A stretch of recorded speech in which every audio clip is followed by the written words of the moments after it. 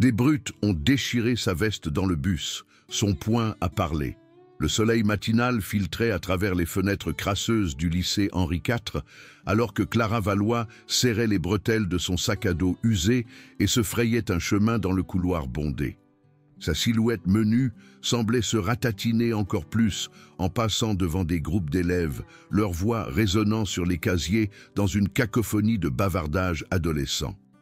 Clara avait été transférée à Henri IV il y a 3 mois, lorsque sa mère avait trouvé un nouvel emploi à l'autre bout de la ville, et elle se sentait toujours comme un fantôme errant en territoire inconnu. Du haut de son 1,50 m à peine, avec des boucles brunes indomptables qui refusaient de rester en place, Clara avait appris très tôt que l'invisibilité était sa meilleure défense. Ses lunettes à monture épaisse glissaient constamment sur son nez, et ses vêtements de friperie la distinguaient des élèves vêtus de marques de luxe qui semblaient posséder tous les couloirs. Elle gardait la tête baissée, concentrée sur le fait d'atteindre son casier sans incident. « Tiens, tiens, regardez qui nous fait l'honneur de sa présence », lança une voix qui fit se tordre l'estomac de Clara. Théo Moreau se planta devant elle, ses larges épaules bloquant la lumière fluorescente au-dessus. En tant que capitaine de l'équipe de rugby, Théo imposait le respect par l'intimidation, ses cheveux décolorés et son sourire suffisant servant de marque de fabrique. Derrière lui se tenaient ses fidèles disciples, Kevin Dubois, un grand roux maigre qui riait à tout ce que Théo disait, et Chloé Martin, dont les cheveux blonds parfaitement lissés et le sourire cruel faisaient d'elle la reine de leur petit groupe. « Excusez-moi » marmonna Clara, essayant de les contourner. « Excusez-moi » imita Théo d'une voix aiguë, faisant ricaner Kevin. « Qu'est-ce qui vous presse, Miss Boursière? En retard pour vos cours de rattrapage. » Les joues de Clara brûlèrent d'embarras alors que d'autres élèves commençaient à remarquer l'agitation. Elle avait travaillé dur pour maintenir de bonnes notes, mais la remarque de Théo sur les bourses touchait un point sensible. Sa mère faisait des doubles vacations au bistrot juste pour joindre les deux bouts, et Clara savait que chaque centime comptait. « J'essaie juste d'aller à mon casier », dit-elle doucement, ajustant ses lunettes. « Oh, elle parle !» intervint Chloé avec un faux enthousiasme. « Je commençais à croire que tu étais muette ou quelque chose comme ça, bien que honnêtement, ce serait peut-être mieux si tu restais comme ça. » La petite foule qui s'était rassemblée rit, et Clara sentit son visage devenir encore plus rouge. Elle essaya à nouveau de les dépasser, mais Théo se déplaça délibérément sur le côté, bloquant son chemin. C'était devenu une routine quotidienne au cours des dernières semaines, et Clara redoutait chaque rencontre. Ce qu'aucun d'eux ne savait, c'est que Clara avait passé les 8 dernières années à s'entraîner aux arts martiaux mixtes dans la salle de sport de son oncle à Marseille. Roberto Valois avait été un combattant professionnel avant d'ouvrir son propre centre d'entraînement, et il avait enseigné à Clara tout, de l'autodéfense de base aux techniques de grappling avancées. Sa petite silhouette était trompeuse. Sous ses pulls surdimensionnés se cachaient des muscles affûtés par d'innombrables heures d'entraînement. Elle aurait pu mettre fin à cette confrontation en quelques secondes, mais la voix de sa mère résonnait dans son esprit. « La violence ne résout jamais rien, ma chérie. Tu es meilleure que ça. » Alors, Clara endura. Elle baissa la tête et réussit finalement à se faufiler devant la silhouette imposante de Théo, son cœur battant la chamade, alors qu'elle atteignait son casier. Derrière elle, elle entendit la voix de Chloé résonner dans le couloir. « Vous avez vu comme elle est devenue rouge? On dirait qu'elle n'a jamais parlé à des gens normaux auparavant. » La bibliothèque était devenue le sanctuaire de Clara pendant les pauses déjeuner. Alors que les autres élèves se pressaient dans la cantine, elle trouvait du réconfort parmi les livres poussiéreux et les coins tranquilles. Madame Dupont, la bibliothécaire âgée, s'était attachée à elle et lui réservait souvent des romans intéressants à découvrir. Aujourd'hui, Clara était assise à sa table habituelle près du fond, essayant de se concentrer sur ses devoirs de chimie lorsqu'elle remarqua quelqu'un qui s'approchait. « Ça te dérange si je m'assois ici ?» La voix appartenait à Marc Chen, un élève asiatique discret de son cours d'anglais. Il avait des yeux doux derrière des lunettes à monture métallique et portait toujours des t-shirts de groupe qui suggéraient qu'il avait bon goût en matière de musique. « Bien sûr », répondit Clara, surprise par l'interaction. Marc était l'un des rares élèves qui n'avait pas ouvertement ignoré son existence. Alors qu'il s'installait sur la chaise en face d'elle, Clara remarqua un petit bleu sur son avant-bras. « Ça va ?» demanda-t-elle, désignant la marque. Marc suivit son regard et baissa rapidement sa manche. « Ouais, juste maladroit », dit-il avec un sourire faible qui n'atteignait pas ses yeux. Mais Clara reconnut le mensonge. Elle avait suffisamment vu le travail de Théo pour en connaître les signes. « Il t'embête aussi ?» demanda-t-elle doucement. Marc hésita avant de hocher la tête. « Théo n'aime pas que je sois dans toutes les classes avancées. Il dit que je donne une mauvaise image des autres. » Il fit une pause, étudiant son visage. « J'ai vu ce qu'ils te font. Je suis désolé de ne pas avoir... Enfin, j'aurais dû dire quelque chose. »« C'est bon, » répondit Clara, bien qu'elle ait apprécié son honnêteté. « Je comprends pourquoi les gens ne veulent pas s'impliquer. » Ils travaillèrent en silence pendant un moment, et Clara se surprit à jeter des coups d'œil à Marc. Il y avait quelque chose d'attachant dans la façon dont il se concentrait sur son travail, remontant occasionnellement ses lunettes sur son nez dans un geste qui imitait sa propre habitude. Pour la première fois depuis son arrivée à Henri IV, elle sentit qu'elle pourrait réellement se faire un ami. La paix relative fut brisée le lendemain matin dans le bus scolaire. Clara avait pris place près de l'avant, espérant éviter les ennuis, mais Théo et sa bande s'asseyaient toujours à l'arrière, traitant le bus comme leur domaine personnel. Elle garda ses écouteurs et regarda par la fenêtre, essayant d'ignorer les commentaires de plus en plus forts venant de derrière elle. « Hé, Binoclarde !» appela Théo, sa voix perçant sa musique. « Je te parle. » Clara retira un écouteur et se tourna légèrement. « Quoi ? J'ai dit, belle veste, tu l'as trouvée dans la poubelle derrière Emmaüs ?» Sa veste en jean usé avait appartenu à sa sœur aînée, et malgré ses bords effilochés et sa couleur délavée, c'était l'une de ses possessions les plus précieuses. Rose était décédée dans un accident de voiture il y a 2 ans, et la veste sentait encore légèrement son parfum. « Laisse-moi tranquille, » dit Clara, se retournant vers la fenêtre. « Ouh, elle se rebiffe maintenant, » rit Chloé. « Peut-être qu'on devrait l'aider à en avoir une nouvelle. Celle-ci a l'air de tomber en morceaux de toute façon. » Avant que Clara ne puisse réagir, elle sentit des mains saisir le dos de sa veste. Théo s'était penché au-dessus du siège et tirait sur le tissu. « Allez, enlève-la, on te rend service. »« Arrête !» protesta Clara, essayant de retenir la veste, mais la prise de Théo était forte. « Qu'est-ce qui se passe? Peur qu'on voie à quel point tu es pathétique en dessous. » Kevin se joignit à la mêlée, attrapant une des manches. Le bruit du tissu qui se déchire remplit le bus alors que Théo tirait plus fort. Clara entendit le bruit distinct de la veste de sa sœur se déchirant et quelque chose en elle se brisa. Elle se retourna sur son siège, ses yeux bruns lançant des éclairs de fureur. « Vous n'aviez pas le droit, » dit-elle, sa voix tremblant de rage alors qu'elle serrait les restes déchirés de la veste. « Oh, le petit bébé va pleurer ?» railla Chloé, tenant son téléphone pour enregistrer. « Ça va être parfait pour les réseaux sociaux. » Le chauffeur de bus, M. Durand, jeta un coup d'œil dans son rétroviseur, mais ne dit rien. Comme la plupart des professeurs d'Henri IV, il avait appris à fermer les yeux sur le comportement de Théo. La famille Moreau faisait des dons généreux aux programmes sportifs de l'école, et leur influence était profonde. Clara fixa la veste détruite dans ses mains, sentant les larmes menacées de couler. Mais sous la tristesse, quelque chose d'autre se construisait. 8 années d'entraînement lui avaient appris plus que de simples techniques de combat.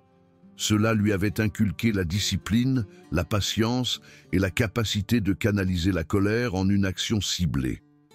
Les mots de son oncle résonnaient dans son esprit.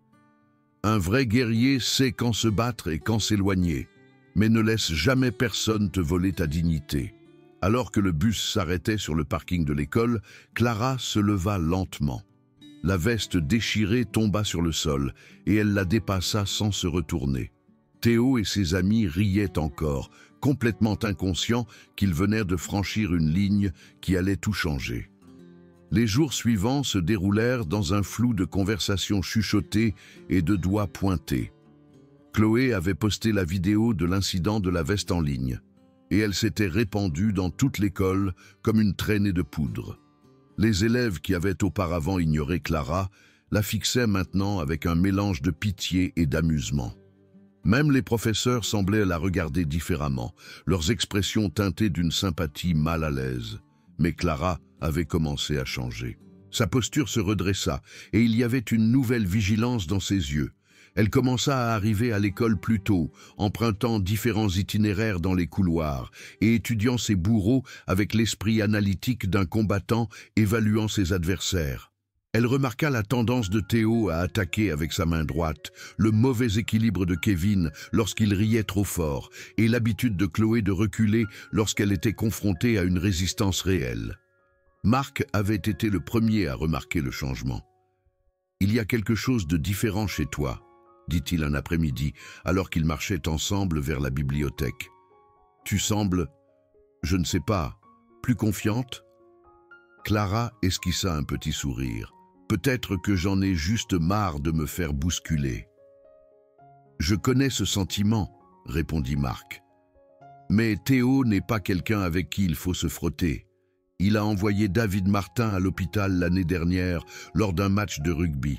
L'école a dit que c'était un accident, mais tout le monde savait que c'était faux. « Et toi ?» demanda Clara. « Tu en as marre d'être son punching ball ?» Marc resta silencieux pendant un moment. « Tous les jours, admit-il. Mais que puis-je faire? Je ne suis pas vraiment fait pour me battre. »« Moi non plus, » dit Clara, et ils savaient tous les deux que c'était vrai. Mais alors qu'elle regardait Théo dominer un autre élève dans le couloir, elle sentit sa détermination se renforcer. Son oncle lui avait toujours dit que les arts martiaux n'étaient pas une question de taille ou de force. Il s'agissait de technique, de timing et de volonté d'agir quand le moment était venu. Ce soir-là, Clara se tenait dans sa chambre, fixant son reflet dans le miroir. Elle avait pratiqué ses katas en secret, répétant les mouvements de frappe et de blocage qui avaient autrefois été une seconde nature. Son corps se souvenait de chaque leçon, de chaque exercice, de chaque séance de sparring de la salle de sport de son oncle. Elle pensa à l'appeler, mais elle savait ce qu'il dirait. « Tu dois trouver ton propre chemin, ma chérie. Je t'ai appris à te défendre, mais le choix d'utiliser ces compétences t'appartient. » Le point de rupture arriva un jeudi matin pluvieux dans la cour de l'école. Clara se rendait à son premier cours lorsqu'elle vit Théo et Kevin coincer Marc près des distributeurs automatiques. Le plus petit était appuyé contre le mur de briques, son visage pâle de peur alors que Théo le surplombait. « J'ai entendu dire que tu avais parlé à ta copine la ringarde, » disait Théo, sa voix portant dans la cour vide. « Que tu lui racontais nos affaires. »« Je ne lui ai rien dit, » protesta Marc, mais sa voix tremblait. « Tu me traites de menteur ?» Théo attrapa Marc par le devant de sa chemise et le souleva légèrement du sol. « Peut-être que tu as besoin qu'on te rappelle qui dirige cette école. » Clara sentit quelque chose de froid et de dur se loger dans son estomac. Elle avait vu cette scène se dérouler d'innombrables fois, mais voir Marc, le gentil, le doux Marc, qui lui avait montré de l'amitié quand personne d'autre ne le faisait, être terrorisé par ces brutes, était plus qu'elle ne pouvait supporter. « Lâche-le » dit-elle, sa voix perçant le bruit de la pluie sur le béton. Théo se tourna, surpris de la voir là. « Tiens, tiens, regarde qui a enfin pris son courage à deux mains. Qu'est-ce que tu vas faire, Miss Boursière ? Je te demande gentiment de le lâcher, » répéta Clara, faisant un pas de plus. Elle sentait son cœur battre la chamade, mais sa respiration restait stable et contrôlée. Kevin rit nerveusement. « Théo, ignore-la. Elle n'en vaut pas la peine. » Mais les yeux de Théo s'étaient rétrécis, et Clara pouvait voir le calcul cruel derrière eux. Il l'humiliait depuis des mois, et maintenant, elle le défiait en public. Sa réputation exigeait une réponse. « Tu veux jouer les héros ?» Théo repoussa Marc et se dirigea vers Clara. « Très bien, On va voir à quel point tu te sens héroïque quand tu mangeras ta soupe à la paille. Il la frappa avec sa main droite, comme elle l'avait observé faire d'innombrables fois auparavant. Mais cette fois, Clara était prête. Elle se décala sur le côté, laissant son coup de poing passer près de son oreille et enfonça son coude dans ses côtes avec une précision chirurgicale. Théo haleta et recula, plus surpris que blessé. « Coup de chance !» grogna-t-il, mais il y avait de l'incertitude dans sa voix maintenant. Kevin se précipita pour aider son ami, mais Clara était déjà en mouvement. Elle attrapa son bras tendu et utilisa son élan contre lui, exécutant un parfait fauchage avec projection qui l'envoya s'étaler sur le béton mouillé. Les techniques la traversaient comme de l'eau, 8 années d'entraînement se cristallisant en un mouvement fluide. Théo revint à la charge, cette fois plus prudemment. Il était plus grand et plus fort, mais Clara avait la vitesse et la compétence de son côté. Elle se baissa sous son coup de poing sauvage et balaya ses jambes, le faisant tomber lourdement. Alors qu'il luttait pour se relever, elle se positionna entre lui et Marc. « Reste à terre !» avertit-elle, sa voix stable malgré l'adrénaline qui coulait dans ses veines. « Tu crois que tu es forte maintenant ?» cracha Théo, du sang coulant de sa lèvre. « Tu n'as aucune idée de ce que tu viens de déclencher. » Mais alors qu'il la regardait, Clara vit quelque chose qu'elle n'avait jamais vu auparavant dans ses yeux. La peur. Pour la première fois de sa vie, Théo Moreau avait rencontré quelqu'un qui ne se laisserait pas intimider par sa taille ou sa réputation. Et tout le monde regardait. Une foule s'était rassemblée dans la cour, attirée par l'agitation.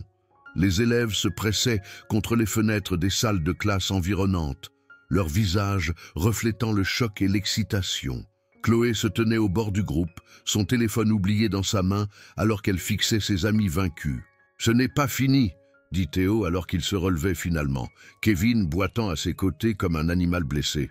« Si, c'est fini !» répondit Clara calmement. « À moins que tu ne veuilles que tout le monde te voie perdre contre une Miss Boursière à nouveau. » Le visage de Théo devint rouge, mais il ne répondit pas. Au lieu de cela, il se tourna et s'éloigna, Kevin traînant derrière lui comme un animal blessé. La foule commença à se disperser, mais Clara pouvait entendre les conversations chuchotées et voir la nouvelle façon dont les élèves la regardaient. « Ça va ?» demanda-t-elle à Marc, qui était toujours appuyé contre le mur. « C'est moi qui devrais te poser la question, » dit-il, sa voix remplie d'admiration. « Où as-tu appris à te battre comme ça ?»« Mon oncle me l'a appris, » dit simplement Clara. « Je m'entraînais dans sa salle de sport à Marseille. » Marc la regarda avec un nouveau respect. « Pourquoi tu ne t'es jamais défendue avant ?» Clara considéra la question. « Parce que j'espérais que je n'aurais pas à le faire, mais les voir te faire du mal. » Elle s'interrompit, ne sachant pas comment expliquer l'instinct protecteur qui avait pris le dessus sur sa nature pacifique. « Merci, » dit doucement Marc. « Personne ne m'a jamais défendu comme ça. » Alors qu'ils se rendaient ensemble en classe, Clara sentit le poids des regards curieux les suivre dans le couloir. La nouvelle du combat s'était répandue rapidement et elle savait que ses jours d'invisibilité étaient terminés. Mais pour la première fois depuis son arrivée à Henri IV, elle ne ressentait pas le besoin de se cacher. Les semaines suivantes apportèrent un changement radical dans la dynamique sociale de l'école. La bande de Théo, autrefois les maîtres incontestés d'Henri IV, semblait diminuer et incertaine. Kevin marchait en boitant légèrement et évitait tout contact visuel avec qui que ce soit. Chloé essayait toujours de maintenir son statut de reine, mais ses commentaires manquaient de leur venin habituel. Et Théo lui-même semblait se ratatiner chaque fois qu'il voyait Clara dans les couloirs. D'autres élèves commencèrent à l'approcher avec un mélange de curiosité et de respect. Certains voulaient entendre sa version du combat, d'autres voulaient simplement être associés à quelqu'un qui s'était opposé à la plus grande brute de l'école. Clara se retrouva invitée à s'asseoir avec différents groupes au déjeuner. Mais elle préférait la compagnie tranquille de Marc et des quelques autres élèves qui privilégiaient le fond à la forme. « Tu sais que tu es une légende maintenant, n'est-ce pas ?» dit Marc un jour, alors qu'ils marchaient vers leur casier. J'ai entendu dire que quelqu'un avait lancé la rumeur que tu étais en fait une combattante de MMA infiltrée. Clara rit, le son plus léger qu'il ne l'avait été depuis des mois. C'est ridicule. Je suis juste quelqu'un qui en a marre de se faire bousculer. Eh bien, quoi que tu sois, je suis content que tu sois là, dit Marc, et la sincérité dans sa voix fit battre le cœur de Clara plus vite. Leur amitié s'était approfondie depuis le combat, et Clara se réjouissait de leur conversation sur les livres, la musique et les rêves d'avenir. Marc voulait étudier l'informatique au MIT et sa passion pour la technologie était contagieuse. En retour, Clara partagea ses propres ambitions de devenir vétérinaire, inspirée par son enfance passée à aider les animaux blessés dans son quartier. Le véritable test arriva 3 semaines plus tard, pendant la pause déjeuner. Clara traversait la cantine lorsqu'elle entendit une agitation près de la ligne de service. Un groupe d'élèves s'était rassemblé autour de quelque chose, leur voix excitée et cruelle. Alors qu'elle se frayait un chemin à travers la foule, elle vit Théo tenant un plus petit à l'envers au-dessus d'une poubelle, s'apprêtant à le jeter la tête la première. « Allez, Théo !» cria quelqu'un. « Fais-le !» Mais Théo hésita lorsqu'il vit Clara regarder. Leurs yeux se croisèrent à travers la cantine bondée et elle vit la lutte intérieure se dérouler sur son visage. Il voulait réaffirmer sa domination, prouver qu'un seul combat n'avait rien changé. Mais il se souvenait aussi de l'humiliation d'avoir été vaincu par quelqu'un 2 fois moins grand que lui. « Pose-le !» dit Clara, sa voix portant clairement à travers la pièce. La cantine se tut. Les élèves se tournèrent pour regarder entre elle et Théo, sentant la tension qui crépitait entre eux. C'était le moment que tout le monde attendait, l'inévitable revanche. La prise de Théo sur l'élève se relâcha légèrement, mais il ne le lâcha pas. « Sinon quoi ?» défia-t-il. « Sinon je te ferai le poser », répondit calmement Clara. Pendant un long moment, ils se regardèrent, puis lentement, Théo abaissa l'élève au sol. Le garçon s'éloigna en titubant, laissant Théo seul au centre de la foule. La défaite était complète et publique, témoin de toute l'école. « C'est pathétique, » dit Chloé, sa voix perçant le silence. « Tu as peur d'elle maintenant ?» Le visage de Théo s'assombrit, mais il ne répondit pas. Au lieu de cela, il se tourna et sortit de la cantine, laissant ses anciens amis affronter les chuchotements et les regards de leur père. Alors que la foule se dispersait, Clara sentit une main sur son épaule. Elle se tourna pour trouver Marc, qui lui souriait avec une admiration évidente. « Tu n'as même pas eu à te battre, » dit-il. « Tu as juste gagné. » Parfois, la menace de la force est plus puissante que la force elle-même, répondit Clara, se souvenant d'une autre des leçons de son oncle. Cet après-midi-là, alors que Clara se rendait à son dernier cours de la journée, elle trouva Théo qui l'attendait près de son casier. Il avait l'air différent, plus petit en quelque sorte, sans sa foule habituelle de disciples. Son sourire suffisant avait été remplacé par quelque chose qui aurait pu être de la honte. « Je voulais te parler », dit-il, sa voix manquant de son ton agressif habituel. Clara étudia attentivement son visage, à la recherche de signes de tromperie. « À propos de quoi ? À propos de ce qui s'est passé. À propos de tout. » Théo passa une main dans ses cheveux décolorés. « Je n'ai jamais pensé que quelqu'un s'opposerait à moi. Surtout pas quelqu'un comme toi. »« Quelqu'un comme moi ?» La voix de Clara portait un avertissement. « Je ne voulais pas dire ça comme ça, » dit rapidement Théo. « Je voulais dire quelqu'un qui semblait calme, normal, pas comme le genre de personne qui pourrait me botter les fesses. » Malgré elle, Clara faillit sourire. C'est censé être des excuses. Théo avait l'air mal à l'aise. « Je ne suis pas doué pour ça. Je n'ai jamais eu à m'excuser auprès de qui que ce soit auparavant. » Il fit une pause, semblant rassembler son courage. « Mais je suis désolé. Pour la veste, pour tout ça. J'étais juste en colère tout le temps, et m'en prendre aux gens semblait plus facile que de gérer mes propres problèmes. »« Quel problème ?» demanda Clara, sincèrement curieuse. « Mon père, » dit simplement Théo. « Il est toujours sur mon dos à propos du rugby, à propos des notes, à propos de tout. Rien de ce que je fais n'est jamais assez bien. Et je suppose que je pensais que si je pouvais contrôler quelque chose, quelqu'un, Ça me ferait me sentir mieux d'être contrôlée à la maison. Clara sentit une lueur de compréhension. Elle avait appris, grâce à son entraînement aux arts martiaux, que les brutes agissaient souvent en raison de leur propre douleur et de leur propre insécurité. Cela n'excusait pas leur comportement, mais cela aidait à l'expliquer. « Ça ne rend pas ce que tu as fait correct, » dit-elle. « Je sais, » répondit Théo, « mais je veux essayer de réparer les choses, en commençant par ça. » Il fouilla dans son sac à dos et en sortit un paquet enveloppé dans du papier brun. « Je ne peux pas réparer la veste de ta sœur, mais je pensais que peut-être ça pourrait être un début. » Clara déballa le paquet pour trouver une nouvelle veste en jean, de style similaire à celle qui avait été détruite mais clairement chère. Les étiquettes étaient encore attachées, montrant qu'elle venait de l'une des boutiques chics du centre commercial. « Théo, je ne peux pas accepter ça, » dit-elle, bien qu'elle ait été touchée par le geste. « S'il te plaît, » dit-il, « ce n'est pas une question d'argent. Il s'agit d'essayer de faire quelque chose de bien pour une fois. » Clara regarda la veste, puis le visage de Théo. Elle pouvait y voir le remords sincère, le désir de réparer des mois de cruauté. Son oncle lui avait toujours appris que la vraie force ne résidait pas dans la capacité à vaincre un ennemi, mais dans la sagesse de savoir quand faire preuve de miséricorde.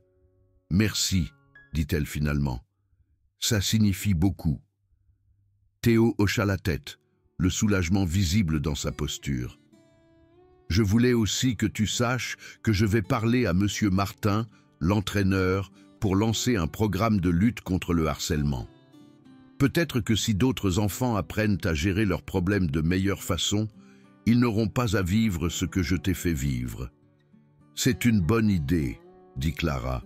« Et Théo, tout le monde mérite une chance de changer. » Alors que Théo s'éloignait, Clara ressentit un sentiment d'accomplissement.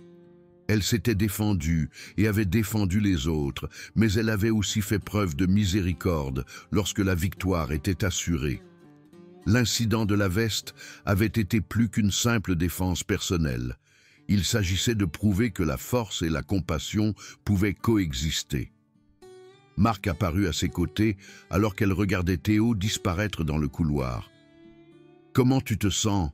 demanda-t-il. « Comment je me sens? À propos de quoi? » « Gagner, vraiment gagner. » Clara considéra la question. « J'ai l'impression d'avoir enfin trouvé ma voie, » dit-elle, « et d'avoir appris que parfois, la meilleure façon de gérer une brute est de lui montrer qui tu es vraiment. » Alors qu'ils sortaient ensemble d'Henri IV, Clara sentit le poids de la nouvelle veste sur ses épaules. Ce n'était pas la veste de sa sœur, et elle ne le serait jamais, mais elle représentait quelque chose d'important. Le pouvoir de se défendre et de défendre les autres, le courage d'affronter ses peurs et la sagesse de savoir quand se battre et quand pardonner. Les couloirs qui avaient autrefois semblé si menaçants lui semblaient maintenant être une autre partie de son voyage. Elle n'était plus la fille effrayée et invisible qui avait franchi ses portes pour la première fois. Elle était Clara Valois, et elle avait trouvé sa force non pas dans la violence mais dans le courage d'être elle-même et de protéger ceux qui ne pouvaient pas se protéger. L'histoire de la fille tranquille qui s'était opposée à la plus grande brute de l'école deviendrait une légende à Henri IV. Mais pour Clara, ce n'était que le début de la compréhension de qui elle était vraiment et de qui elle pouvait devenir.